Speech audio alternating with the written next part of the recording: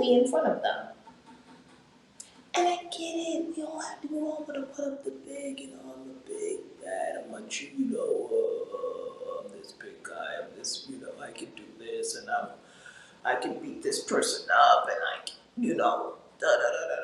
I can pay this bill. Awesome. Good job. Thumbs up in terms of the protection.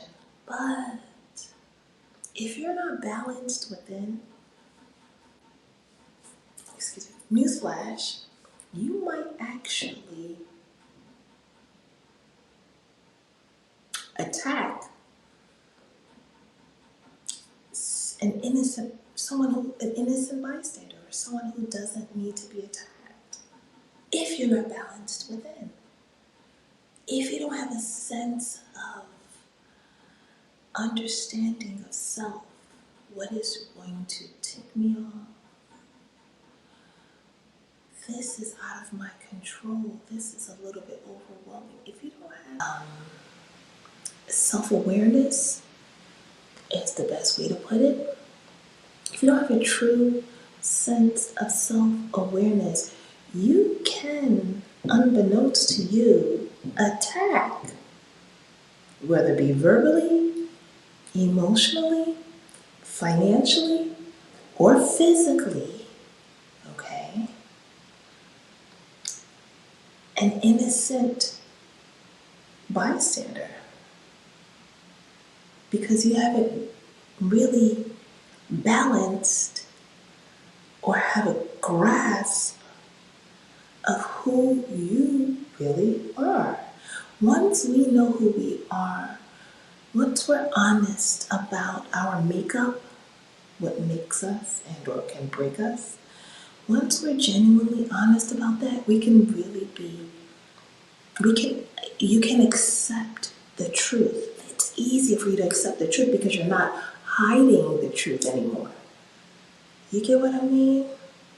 I spoke to this one gentleman, cool dude. He was like, you know what? I don't let things bother me, because he said, you know why?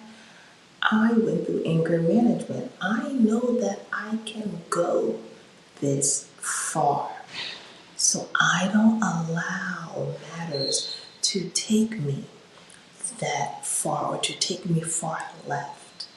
He told me, he said, girls try to argue with me all the time. And he said, I just let them go, He said, I just say, And he said, they get upset because he doesn't allow them to penetrate a certain barrier that he is consciously aware of.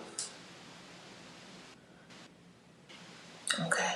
Because he knows that if he allows them to penetrate this barrier that he has had to create for himself, aka boundary, that he's had to form for himself, he knows that he can potentially go to jail.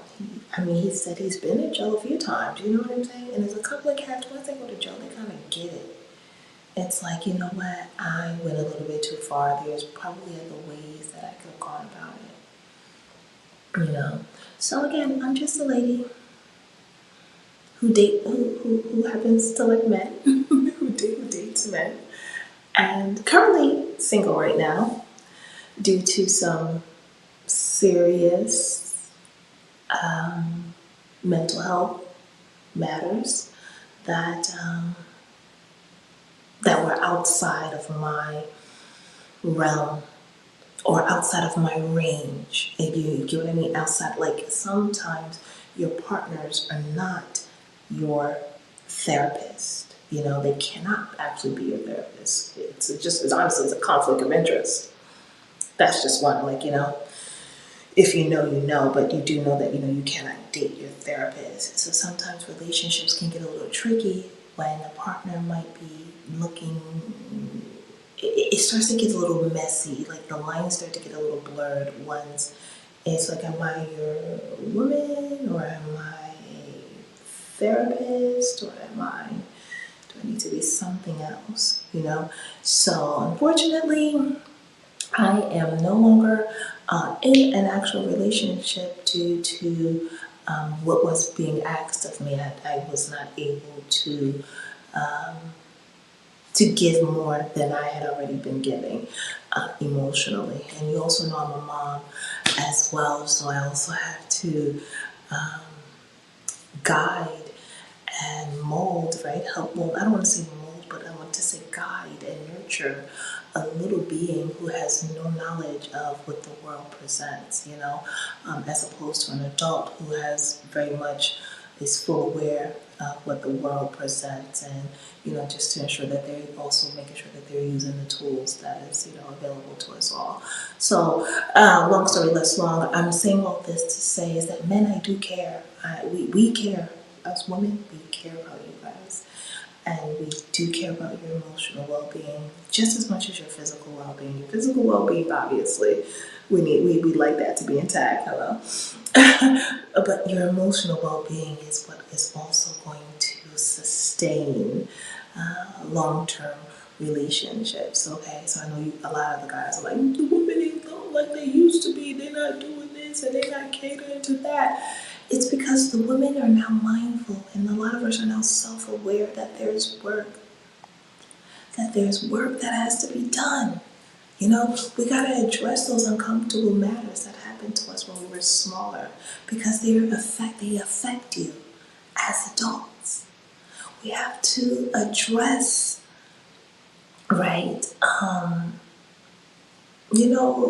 The upbringings. Our upbringings were not always all peachy cream. We have to address the parenting styles that we received, and also if you're a parent like me, we're like, no, we are not, right? We're not mimicking the old customs. Not all of them. Some of them out with the old and in with the new.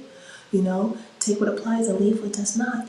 So I'm saying all that to say, gentlemen, is that we do care about you guys, and we're not bashing you. We're not beating you up. We actually want to work with you, but only if you're also willing to work, for yourself first.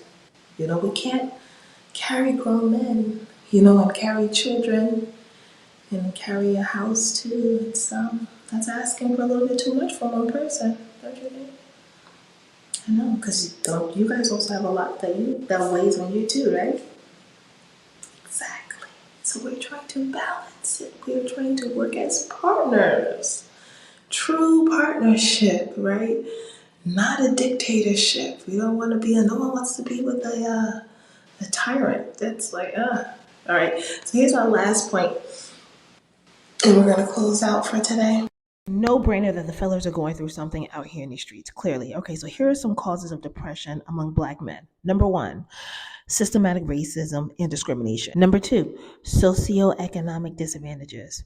That's already a no-brainer as well. Number three, historical trauma. Ding, ding, ding, ding. Number four, cultural stigma. You think. Number five, environmental stressors. Concrete jungle is a struggle sometimes that make me wonder how I keep from going under. Very real. Last but not least, gender norms and expectations. Fellas, I know we ask a lot of you, but you also ask a lot out of us. So let's just be each other's peace, come together whole, do our inner work. And it's all good because